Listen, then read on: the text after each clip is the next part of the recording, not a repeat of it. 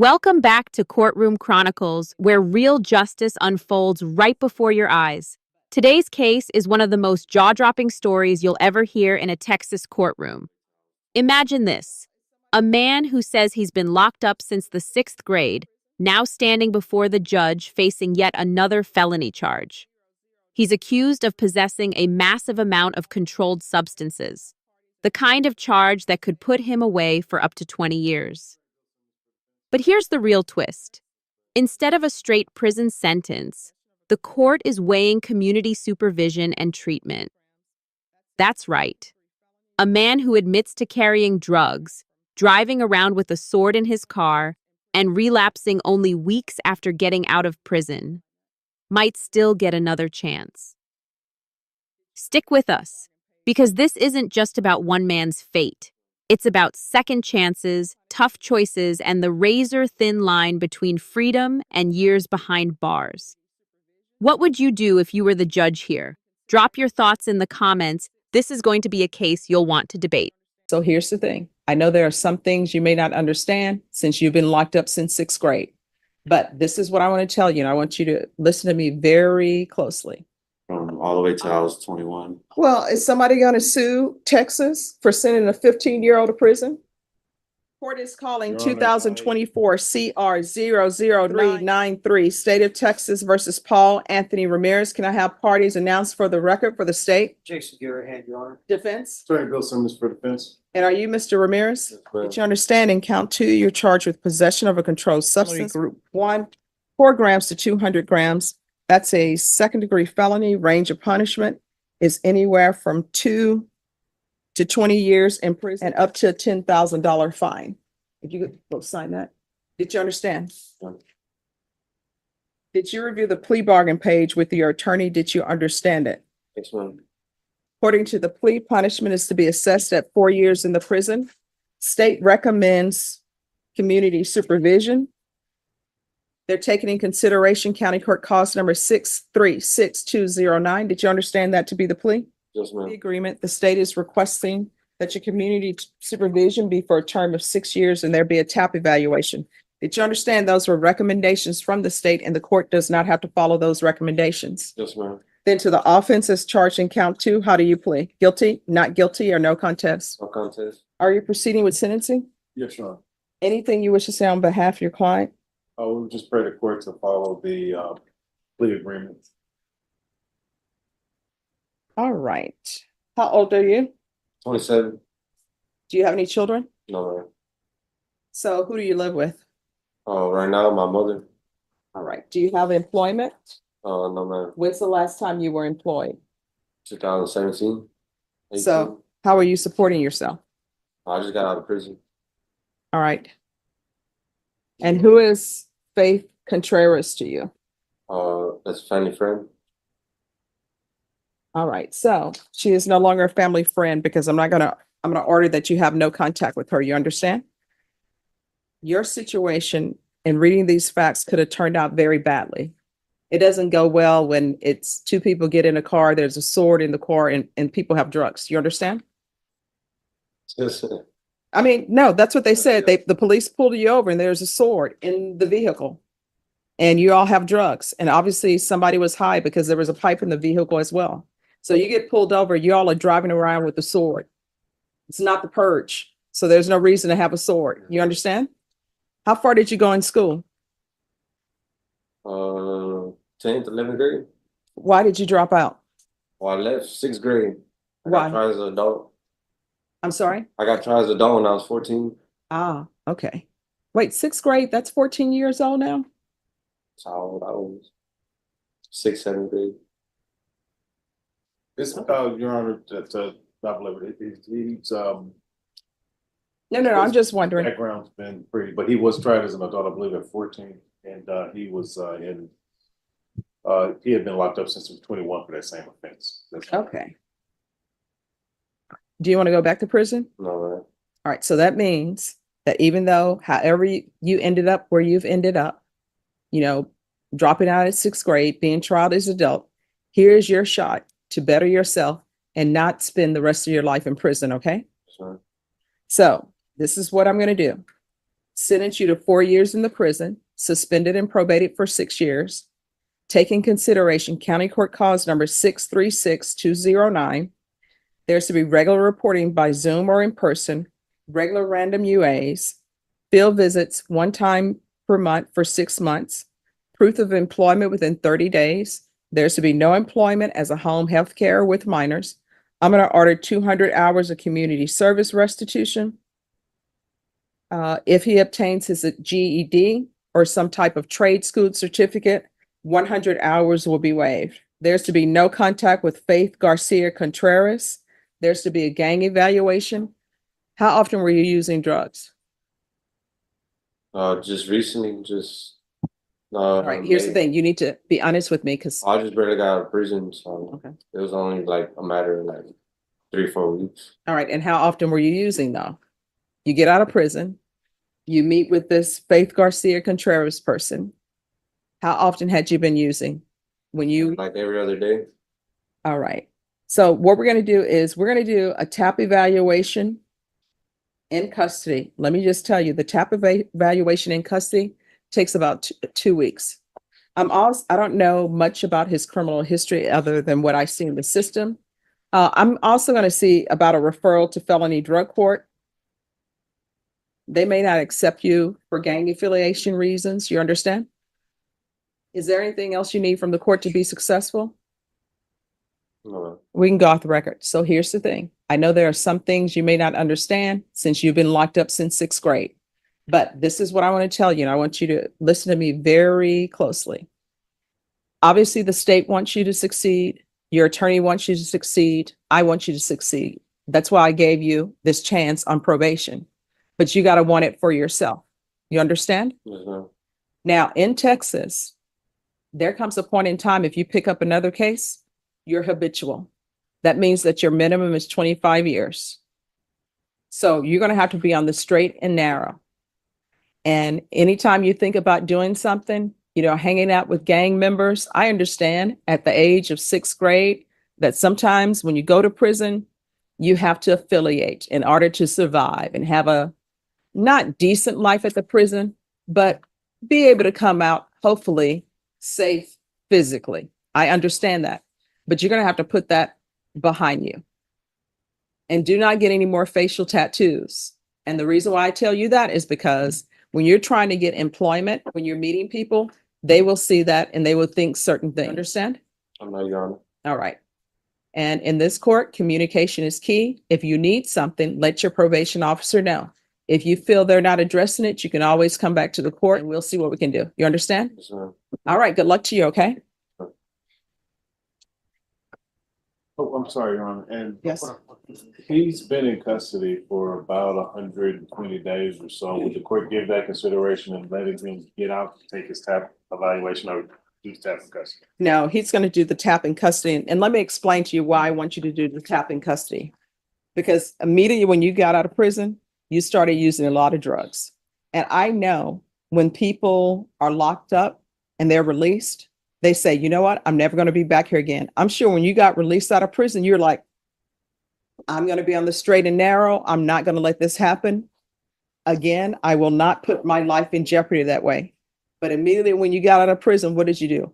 You got with this Faith Garcia Contreras person and you all are driving around in a vehicle with a sword in meth. So many things could have went wrong for you guys. You understand? So this is to help you help yourself. All right? No. All right. Good luck to you.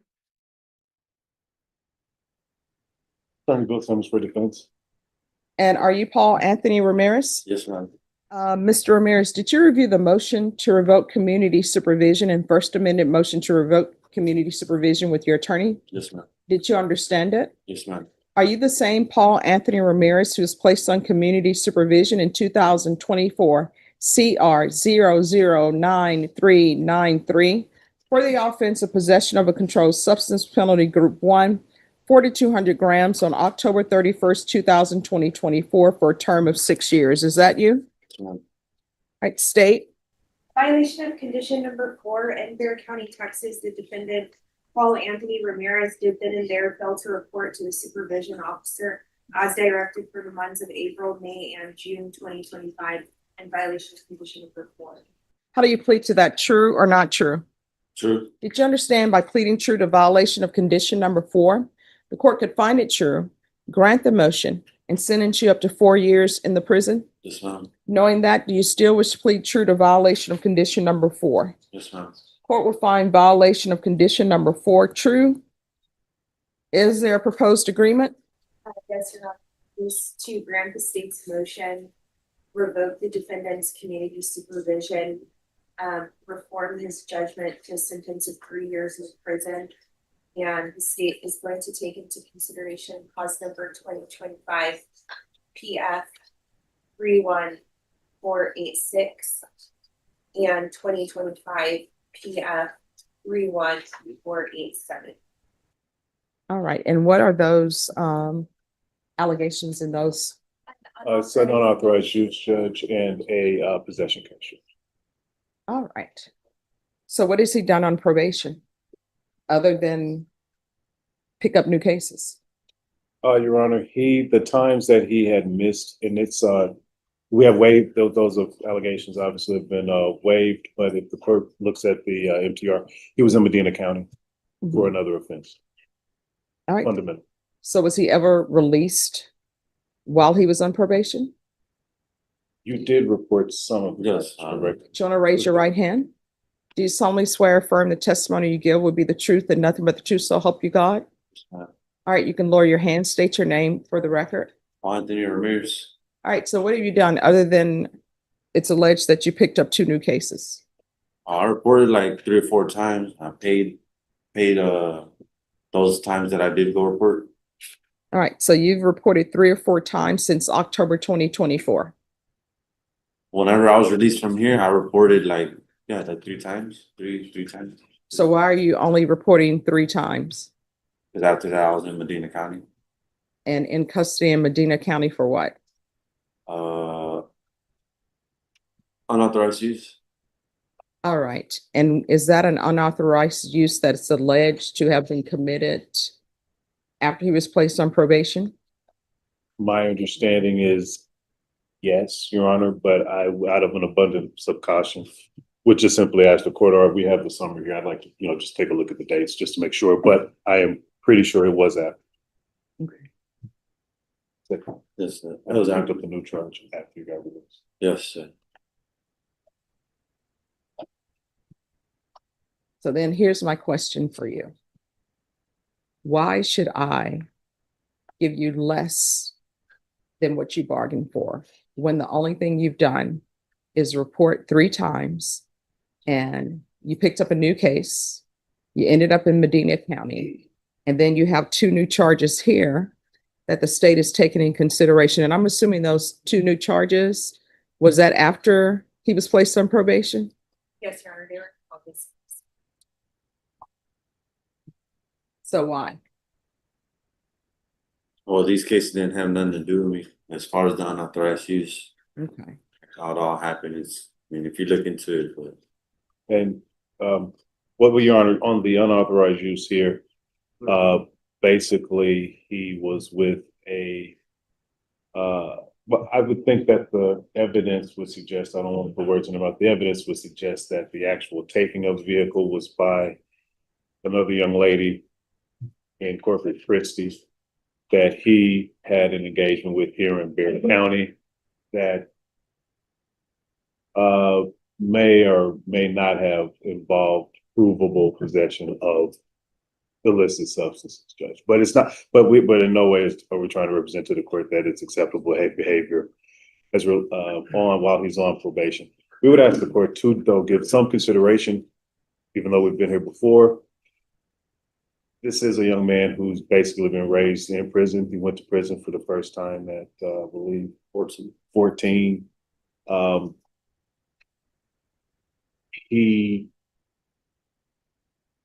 had some issues with his decision-making, Judge, but with the underlying sentence of 4, we think, well, that's a plea bargain process, and so we think the 3 would be fair, but we would yield to the court on that. The other thing that could be done at this time, if he didn't have the cases pending In Medina County, I will say the first thing that came out of his mouth is that he needs help with his, would you agree? Help with I'll let you complete my sentence. With that, Judge, Well, I really do whoa, need- whoa, whoa. just I really need help with the substance abuse. That's the whole point of it. I'd rather have take the 3 years of TDC just to, overall, I think it'll help me out than to just go out and do the program, whatever it is. But I mean, you were given a chance when I placed you on probation to get it together, right? The problem is the drug problem I was still. Oh, no, you could have came here and I would have said, okay, let's take care of your drug issue. Let's give you whatever help you need with drug issues. But you didn't reach out to your probation officer. You didn't reach out to the court. You reached out to take a ride with somebody in a stolen vehicle. And the last time I saw you, did you have the teardrops or is that something new? No, same thing, All right. And then the crown, all the same, and then the Playboy bunny, everything. and then the dollar sign. It's all old, How old are you? 28. All right, you're 28 years old and you went to prison when you were 14. You know, TYC, that's what we would call it. TDC. Is somebody sending somebody to TDC at 14?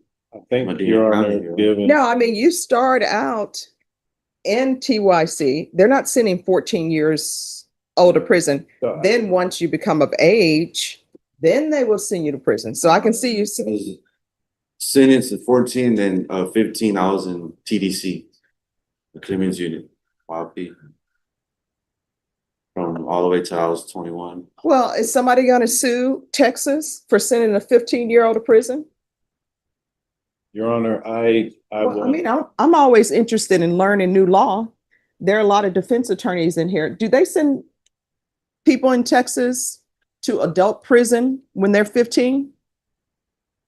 Your Honor, I think that just at sometimes, okay, and again, not to contradict what he's saying, but I think sometimes it just kind of blurs and runs in together when you've been in since you're 14. Well, let me just tell you this. I can tell you this, there's Give so any legal advice, but if you were sent to prison at 15, somebody needs to file a suit, although the statute of limitations may have ran since you're 28. But this is what I can tell you. and for the record, Your Honor, obviously, I did not represent him. No, I appreciate that. For people in, This is what I can tell you. At some point, your actions are your own. You can't keep blaming your actions on the fact that you went to TYC at 14. You got to change your life. All right. I'm going to follow the agreement that you worked out based upon what your attorney is saying and what the state is saying with regards to the unauthorized use. I guess that's what we do since the time of Adam and Eve. We still blame the woman for our own actions. So, are you waiving your right to appeal? Yes, ma'am. All right, the court is going to sentence you to 3 years in the prison, give you credit for any time served. I'm going to request the therapeutic community. There's to be no unsupervised contact with minors. All right, we can go off the record. When you're released from custody, if you can't find somebody to help you get on the straight and narrow, if I'm still here, you can come back here. I'll find an inpatient treatment facility for you. Now, let me just explain to you the reason why I'm saying no unsupervised contact with minors and no residing with minors is because you really shouldn't be around minors because you'd be a bad influence. And until you get your life together, that's the way it should be. And a lot of women will see you when you come out of prison and they're going to see somebody who's a good catch. Yes, ma'am. And we can't have that. And there it is. After all the drama, the excuses, and the back and forth, the judge lays down the final sentence: 3 years in state prison. Despite multiple chances at probation and treatment, Paul Anthony Ramirez couldn't stay clean, couldn't follow the rules, and ultimately sealed his own fate. The judge made it crystal clear: no more blaming the past, no more hiding behind excuses. At some point, accountability kicks in. And yet, even after all of this, the court still leaves a door open, offering future treatment if he's serious about changing his life. What do you think? Was 3 years too lenient given the repeated violations, or was the judge right to balance punishment with rehabilitation? Let us know your take in the comments. And if you found this breakdown as gripping as we did, don't forget to like, share, and subscribe to Courtroom Chronicles for more shocking cases, dramatic rulings, and real-life courtroom drama you won't see anywhere else.